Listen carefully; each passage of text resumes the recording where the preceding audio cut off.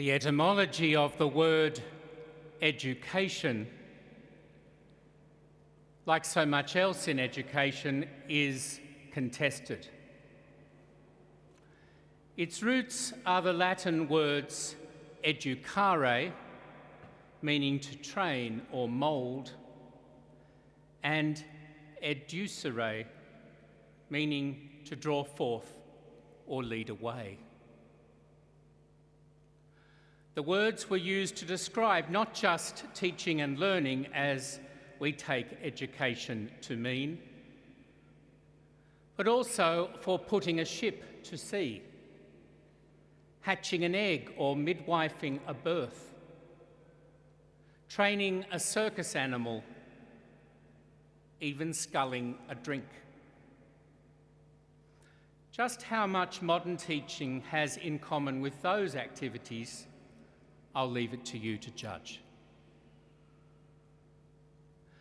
But by the time Shakespeare was popularising the word educate, it was settling to its modern meaning of bringing up and especially teaching children.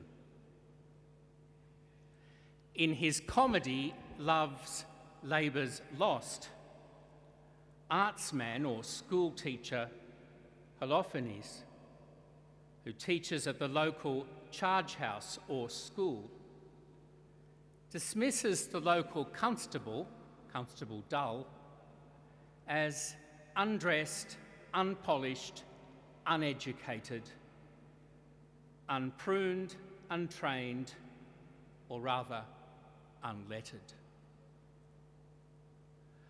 But not all are so ignorant. Earlier in the play, we meet Don Adriano de Amado, a fantastical Spaniard, and Moth, his quick-witted young page. The two are discussing romance, and Don Amado challenges the lad, define, well-educated infant. Intimidated by the task, Moth exclaims, "My father's wit and my mother's tongue assist me."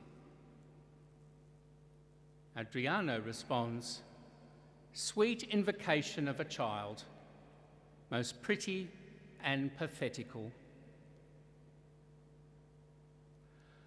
Well, however pretty or pathetical our youngsters may be, our teachers are the modern arts women and men, charged with drawing precious things out of their students' minds and characters, as much as putting them in, with leading them forth into the world rather than coddling them from it, and with putting them to sea equipped with the tools for navigation. In drawing out the particular gifts of each and natural curiosity of all, in teaching children many things, but also how to think and feel and evaluate and value. We hope our teachers produce well-educated infants like Moth, hatchlings ready to hold their own in the adult world.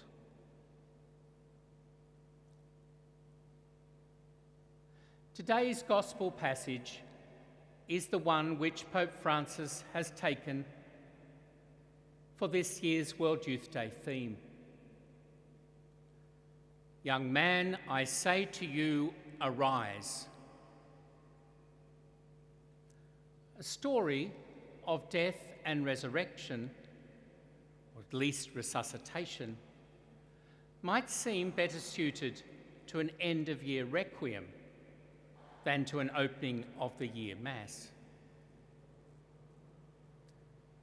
Yet the ancients understood that to bring young people up is to bring about a revival in them. For Plato, for instance, the fallen soul trapped in the body was liberated like a chick from an egg each time it learnt or rediscovered something.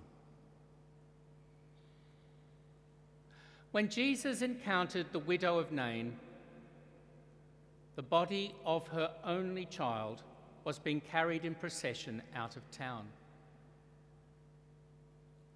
People were buried beyond the city walls in those days, for they were now beyond community and hope. Jesus feels compassion for this woman, bereft of family and security, and so gives her back her son alive. It's a foretaste of the resurrection, when the bereft family of the church will be given back the Son. We can only imagine her joy. Yet Jesus, the teacher's immediate attention is on the boy more than the mother or the crowd. Rather than stand at a distance, as the ritual laws required holy men to do, he went up and put his hand on the bier, bringing the bearers to a halt. Looking directly at the body, he said, "Young man, I say to you, arise." And the lad sat up and spoke. Jesus drew him forth from death into life, from silence into speech. Jesus was the answer to prayer. The prayers of the mother, the community, the young man, the dead. He draws people forth from every kind of tomb, including the tomb of ignorance, into the light of truth. Something similar, if less dramatic, occurs if we educate after the fashion of Christ, the teacher. Jesus doesn't say to the weeping woman, "Don't cry, your son's spirit is still alive." Who cares about his body? No, Jesus cared about the whole person. And so he raised up the boy in spirit, mind, and body, giving him back whole to his mother and community. When we talk of educating the whole person, we acknowledge that to draw forth a student's academic potential to the detriment of social, athletic, aesthetic, or ethical skills is to do a disservice. That to enthuse them about social justice, but not the rest of faith or morality, is to rob them of their faith. That to make them book smart but uncritical, or creative but unreasonable, would be to diminish them. Only last week, Pope Francis, addressing an education conference, said humanity today looks to teachers to care about the future of humanity, and thus to transmit not just concepts, but values, hope, courage. To cooperate not just with the school system, but with the family, the church, and whole community.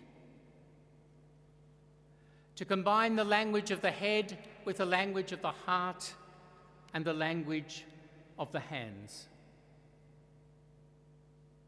To transmit a clear understanding of our tradition and integrate it with the other disciplines. To develop the wherewithal for the world of work, family, and society, and a committed citizenship concerned for justice. He calls this charge the Educational Compact and praised teachers as the artsmen or artisans of a great art. Yours is the noble vocation of awakening every student from the sleep of death and ignorance, of death intellectually, physically, emotionally, morally, socially, or spiritually, bringing forth their every gift, supplying for their every weakness, so they might have life, life to the full. And that means we must be like the pallbearers in our gospel story, bringing our students to Christ, so they can encounter the one who is the resurrection and the life, the word and wisdom of God. Our vision then is to grow thriving Catholic communities through excellent teaching and learning. Our mission to bring the young to know and love Christ through learning. How would we know we were doing this? Not by getting lots of firsts, seconds and thirds in the state in the arts and sciences and technologies, or higher NAPLAN results, ATARs and university entry scores, though I'd like to see all of these. Not even by achieving greater learning gains, wherever people start from, though that's an excellent goal. Now, commenting on today's gospel, that great teacher, St. Augustine, noted that as the mother rejoiced at the raising again of that young man's body, so does Mother Church rejoice when people who are dead of spirit are restored to life. To be physically alive, but intellectually, morally, or spiritually comatose is to be only half alive. To encounter Christ is, as the Apostle Paul experienced it, to be woken up. Wake up, sleeper, rise from the dead, and Christ will give you light.